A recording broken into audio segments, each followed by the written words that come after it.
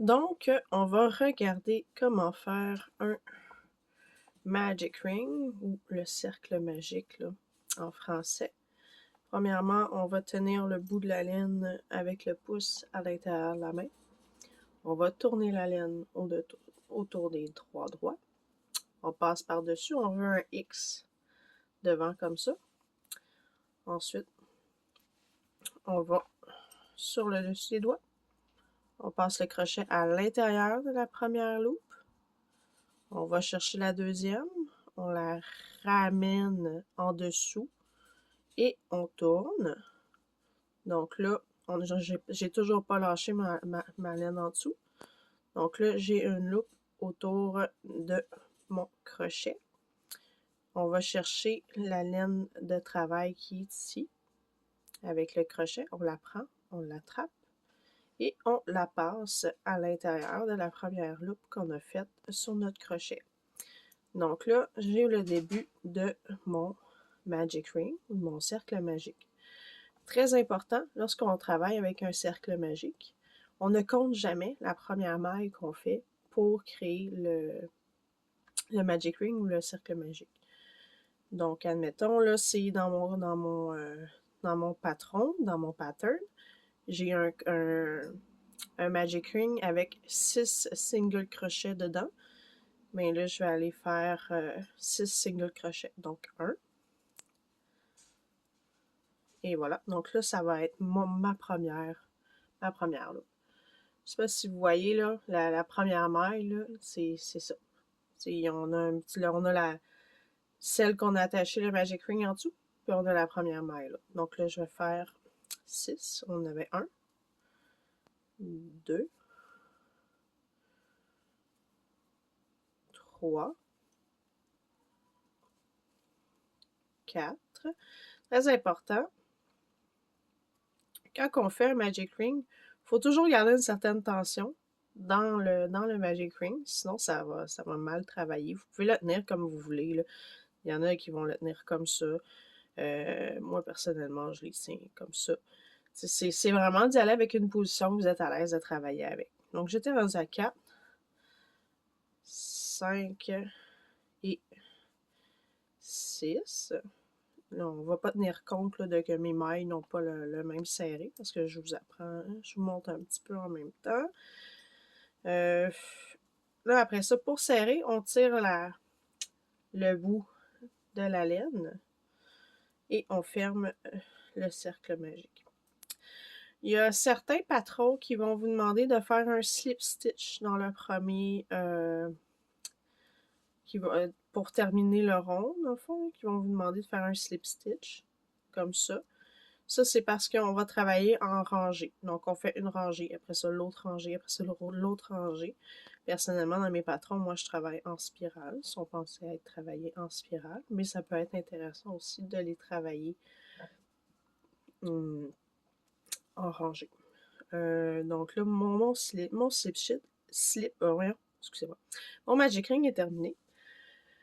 Qu'est-ce que je fais à chaque fin de rang? Je viens mettre un marqueur de rang ou un stitch marker à la fin de chaque... à chaque fois que je vais finir un round, je vais toujours le monter sur mon dernier stitch.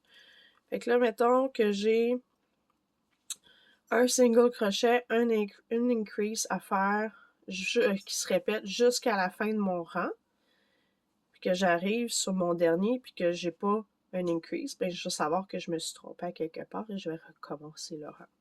Toujours important de compter vos mailles. Les mailles sont souvent écrites à la fin de chaque rang.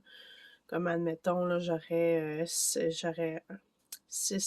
increase à faire, mais à la fin de mon rang, je vais me retrouver avec 12 mailles. Donc, si à la fin, on compte, on n'a pas 12 mailles, mais on sait qu'on s'est trompé à quelque part. Avec le temps, ben, vous allez apprendre là, à reconnaître là, où ce que vous vous êtes trompé, à avoir vos mailles comme il faut, à savoir où vous vous êtes trompé. Oh, c'est pas grave, on rentre dedans.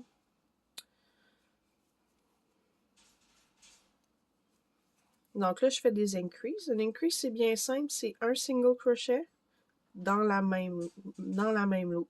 Fait que ça double mes mailles. Donc, un single crochet, on rentre dans la loupe, dans la maille, excusez-moi. On va chercher, moi je fais du yarn over qu'on appelle, je passe ma laine par-dessus mon crochet. Et voilà, un single crochet ou une maille simple et je refais une deuxième fois et ça me fait un increase. J'avais enlevé mon stitch marker parce que c'était la dernière maille de mon rang. Donc maintenant, je devrais avoir 12 mailles qui fait le tour du rang au complet. On va les compter. 1, 2, 3, 4, 5, 6, 7, 8, 9, 10. Bon, là, on peut voir. Je me suis trompée quelque part. Je vais recompter une deuxième fois. 1, 2, 3, 4, 5, 6, 7, 8, 9, 10. Effectivement, il me manque quelque chose à quelque part.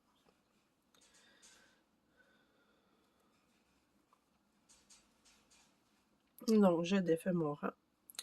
Oups, là, je ne vais pas tout défaire au complet. Ah, c'est des choses qui arrivent, ça glisse un peu. Je vais juste le refaire.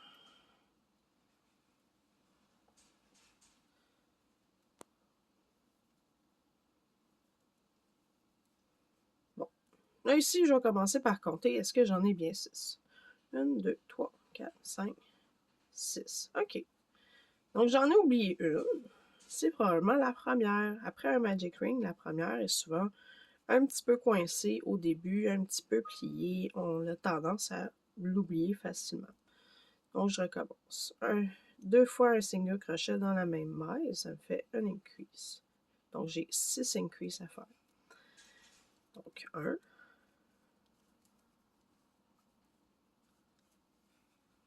2,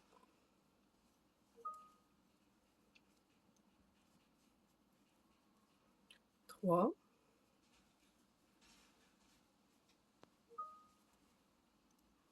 4,